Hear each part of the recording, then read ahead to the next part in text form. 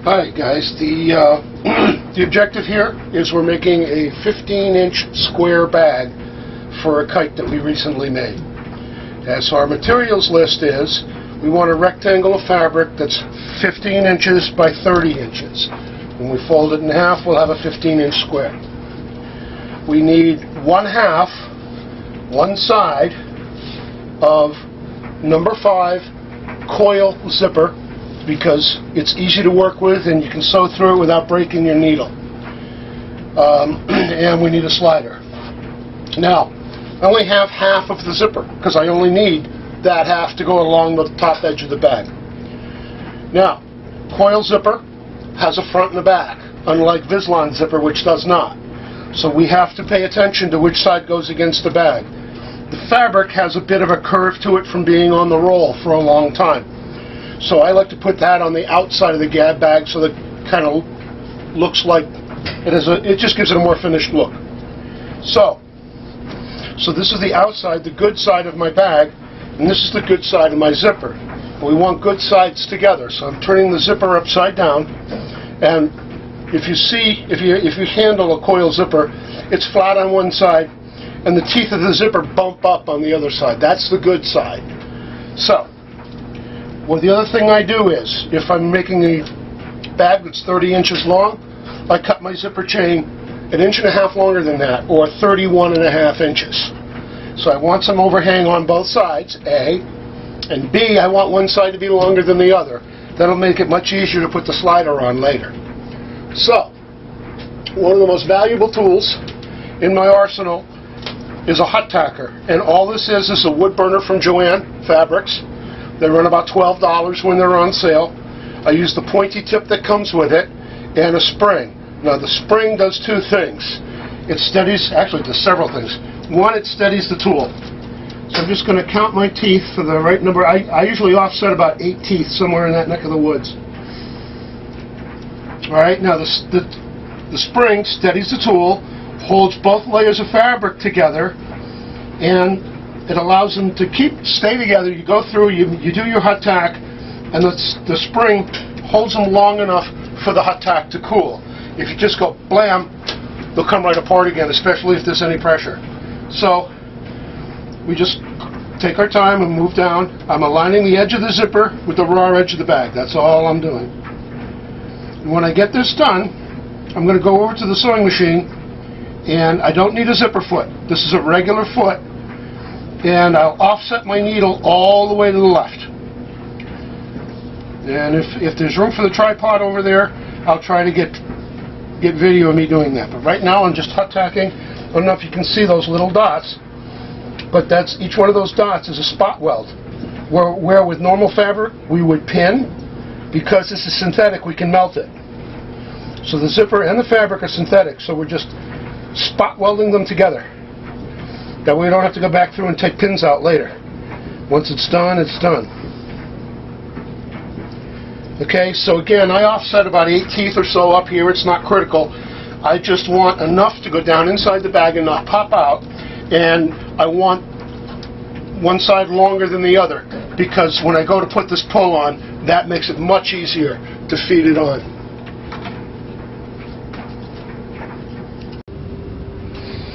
Alright, hopefully the camera's in focus, and hopefully you can see a little bit of what I'm doing. So, I'm going to try to stay out of your way so you can see. All I've got now, I've got a regular home sewing machine. It's a FAF, so it has a 16 millimeter wide foot, which means it'll sew 8 millimeters in from the edge without any help, and I've offset it another 6. So I've got my needle as far left as it'll go. Put my foot down. I've got a magnet against the edge of my foot to help guide it. If you don't have the magnet, it doesn't make it's really not a problem, because you use the bump of the zipper to guide the foot. Alright, so it's either way. It's not a zipper foot. This is the regular 0 or 1 foot that you would use with your FAF. As always, I have to remind some people, always hold your thread when you start sewing. Okay, I'll go put a couple stitches in. Not exactly 3. That's an inside joke for somebody who's going to watch this. Okay, and then off we go. We're off to the races. So we don't need a zipper foot because we've got a huge offset. And once we go through this, once we do it the first row, we'll go back and flat fell it. Now, again, you talk to 10 people, you get 12 different turns for something. We're going to flat fell it, otherwise euphemistically known.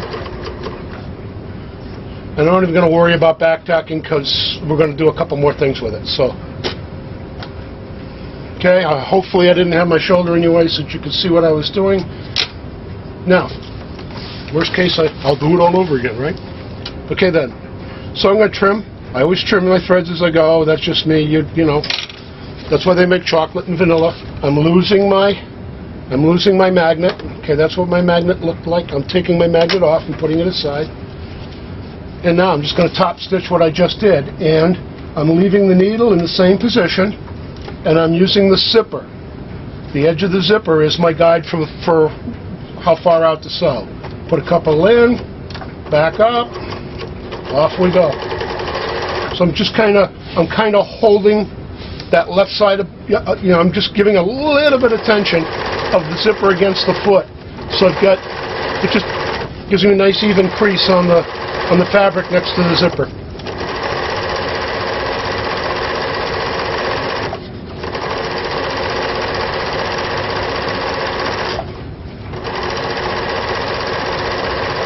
Now, I'm not too concerned about backtacking here. I will, but I don't really care because I'm going to sew through it again in a couple seconds anyway. All right. So there we are. Okay, so we want to put the slider on the zipper. And as usual, the trick is being able to let you see everything that's going to happen. So I'm going to stop this and zoom out. Okay, what I wanted you to see is we have our rectangle, all right, our 15 by 30 rectangle with the zipper sewn along the top. All right, so we're going to fold that rectangle in half, kind of like sort of that, except we're going to do the zipper, so I kind of want to sort of have it like this is what I'm, okay, it's out of camera shot, but I added a weight to the project so I could do this without things moving around too much.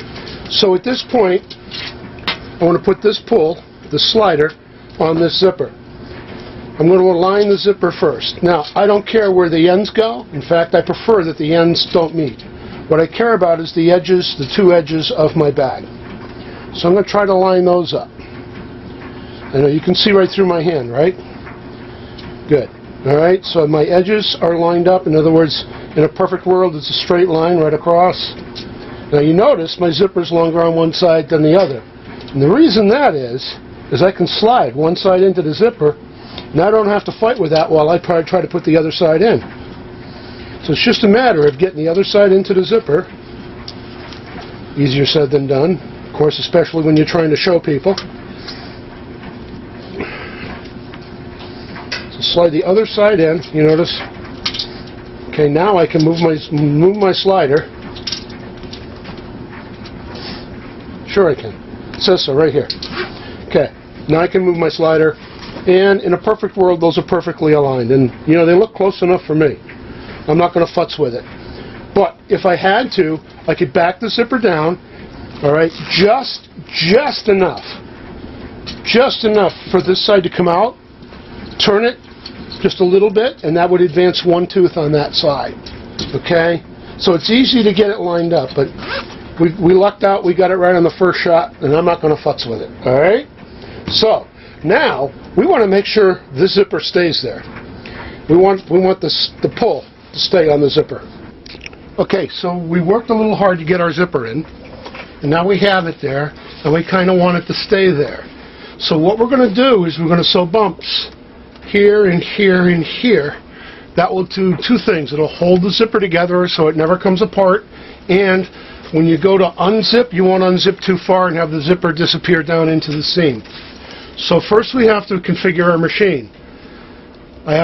This machine has an IDF an independent feed foot on the back that has to come up and out of the way. I'm taking my presser foot off because that's going to be in the way, and I'm taking my darning switch and I'm pushing it all the way over to disengage the feed dog, so nothing will be trying to feed the fabric through. I want the fabric to stay in place. So now I'm going to push this button to get zigzag, and I'm going to make the stitch here. I'm going to make the stitch as wide as it'll go.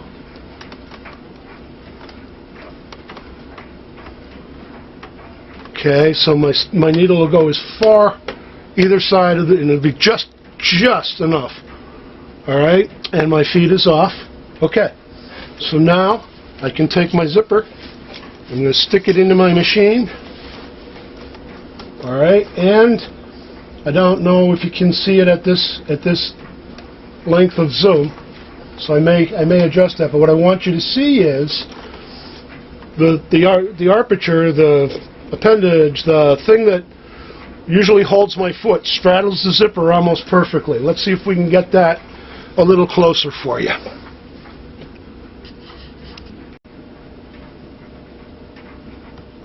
Okay, I'm not entirely sure that's in focus, but with any luck you'll get the gist of it. So again, I'm just going to zigzag back and forth in place, and I should be properly aligned, and I'm a little bit off. Okay, and again, that's the beauty of this zipper, is you can sew through it without breaking your needle. Vislon, not so much. This stuff is great. So I went back and forth a couple times. I'm going to come into the kite a little bit and do it again. Into the kite, the bag, sorry.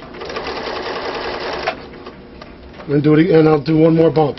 And this last bump is the primary purpose of this bump, again, is if you ever have a zipper that doesn't have these bumps, and you open the bag wide and happen to pull on it, and the zipper and the pull, the slider and the tab pull disappear down in the seam, then you'll start bumping your kites, your zippers farther and farther in.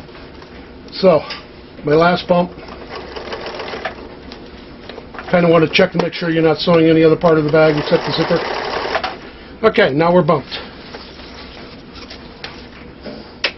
And I've got a habit of, whenever I do this, as soon as I get done, I reconfigure the machine for the next step, because invariably I come back and I forget something.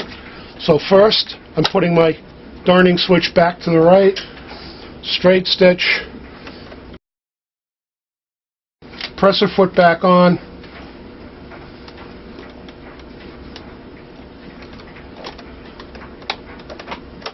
IDF foot down, ready to rock and roll. You know what they say, the difference between men and boys is the price of their toys. So this is my super duper commercial, industrial, professional hut cutter, and it comes in handy for what we're going to do next. So what I want to do, I don't have to, but again, I'm looking for longevity and, you know, extra points for neatness, right? Let me see if I can put that where you can see it. Okay, stay. And I lost my L stick, so I won't use an L stick. All right, my friend, I won't use the L stick. Another inside joke. Okay, yeah, all right, that's pretty close. So I'm just going to put a straight edge on the side, hit my tool, give it about 10 seconds. They say it has an 18-second cycle time. When the smoke starts coming off the blade, you know you're good.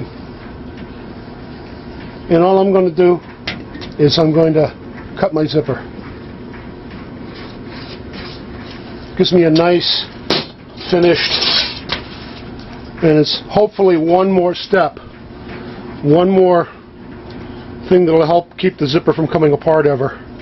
Okay, so now we have a bag with a zipper, except we've got two sides that are still open. So let me zoom out a bit so you can see what we're up to next. Okay, so we have, our bag is nearly complete, our zipper is on, and our slider is installed. So we're going to turn the bag inside out. You saw me do that, right? Okay. So the bag is inside out on the table, and once again I grab my favorite tool in the shop, my $12 hot tacker. Now, I've told people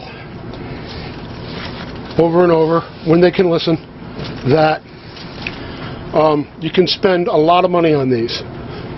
There's a professional version. The handle is like $20, and the tip is $35. Guess what?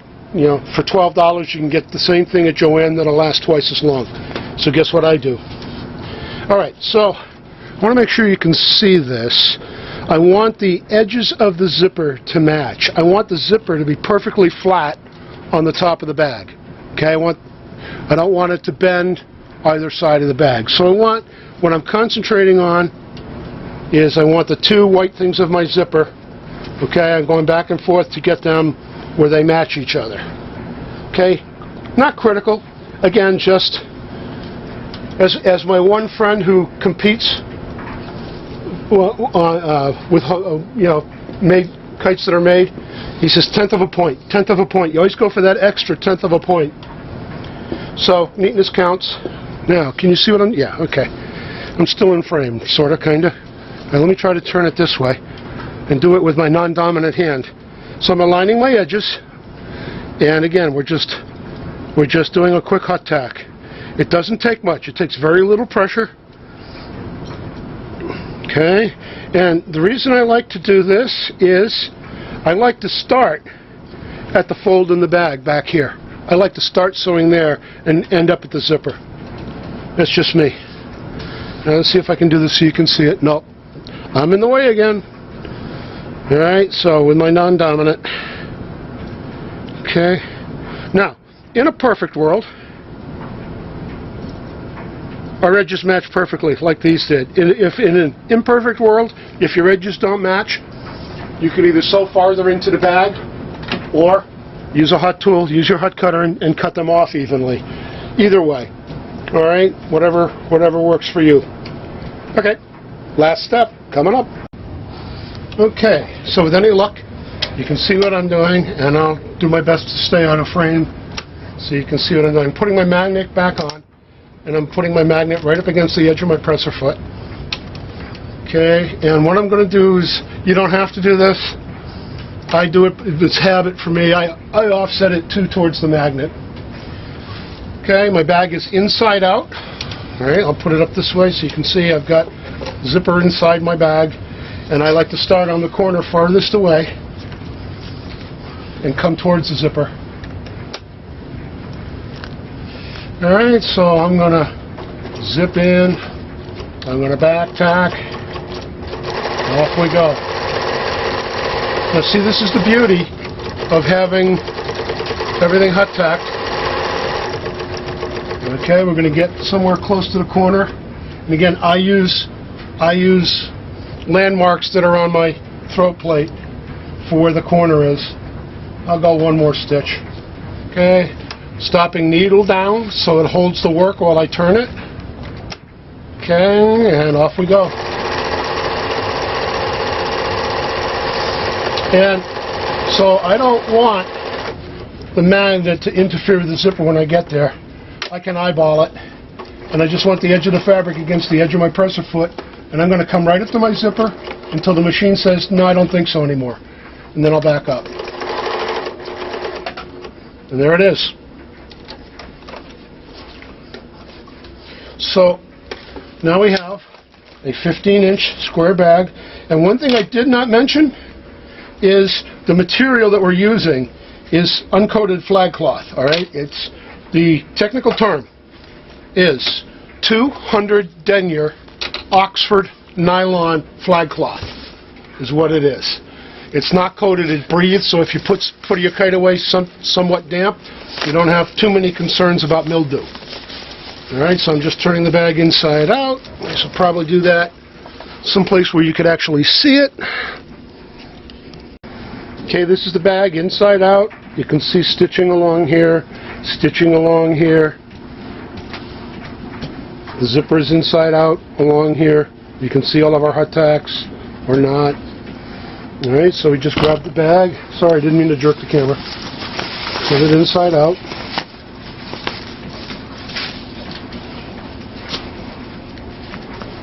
Now, see our bumps?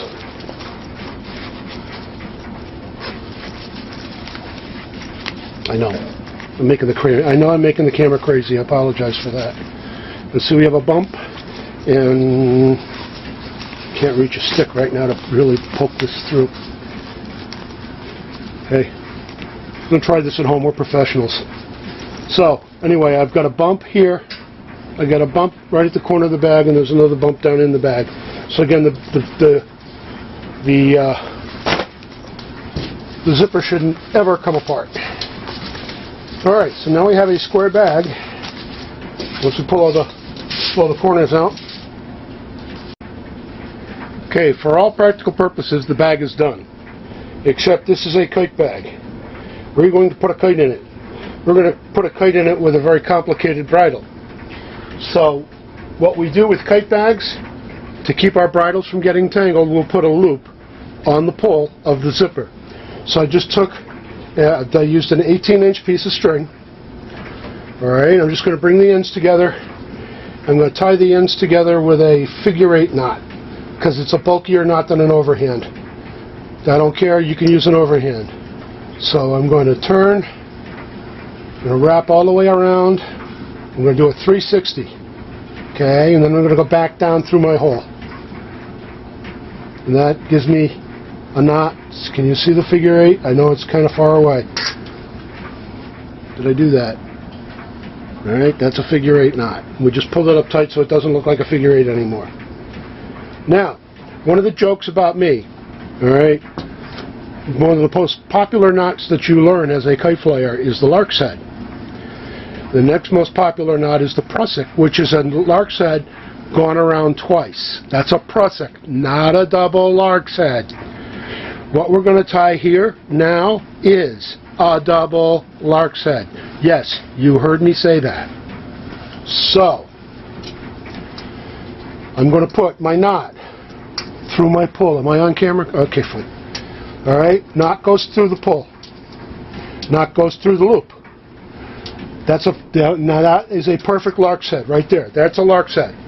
If I stopped right there, life would be good, except I don't want it that way. Plus, I don't want it that way either. So I'm putting the loop through the knot. And then I'm taking the knot and wrapping it around the loop for a double lark's head, because I still don't want that. Because I want the knot, forgive me folks, I want the knot at the pull. And don't worry, it'll come to me. It always does. I'm just slower than the average bear. So,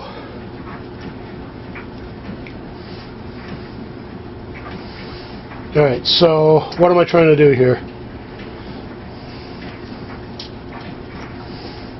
I'm going to put the loop under through the knot, and I'm going to do it twice. Thank you. Twice around. See, that way you get to see just how confused I can get. Alright? But I want you to see I have two wraps there. Is it where you can see it? Alright? There are two wraps instead of just one. Twice your fun. Two wraps instead of just one. Now, that way, that stays put. That's not going to go anywhere. Lark's head will creep on you. This will not. Every pun intended. Now, I want a release knot on this side. So I'm going to go close to the end, take my loop, and tie an overhand. Is that where you can see it? All right, I'm just tying an overhand for a small overhand loop. And what that does is, whether you have fingernails or not, when you go to take this off your bridle, you just pull that loop and it comes right off. So when you have a kite with a whole lot of bridles on it that you don't want to get all confusticated. Okay, see all these bridles? All right. With a clear bridle, with no tangles in the bridle, we take the end, before we do anything with the kite, we take the end of our bridle. We take the loop on our bag. Okay? And I know some people should pay close attention to this. Not mentioning any names. I'm making a lark's head. Okay, I went through with my two fingers. I want to make sure this, okay. And I turned down. Do you see the lark's head yet? Okay? These two loops form the lark's head. Right? So do it again fast. Slide it off onto one finger. That's my lark's head. Bridle goes into the lark's head. Now, that's holding the end of the bridle. So, if I don't put my kite through the bridle at any point between here and getting it into the bag, it'll come out just as neat as it went in. Okay, we have loop. Release. For those keeping score at home. Okay, I'm coming through with two fingers, I'm grabbing the string. Okay, do you see the lark's head? Can you see? Oh, say, can you see that this loop covers both of these strings? That's my lark's head right there. Hold the lark's head. Put the end of the bridle through. Again, trying to do it and show it and keep it in the same frames, and a whole lot of fun. Okay, lark's head to the end of the bridle. Pull my release loop, and I'm good to go.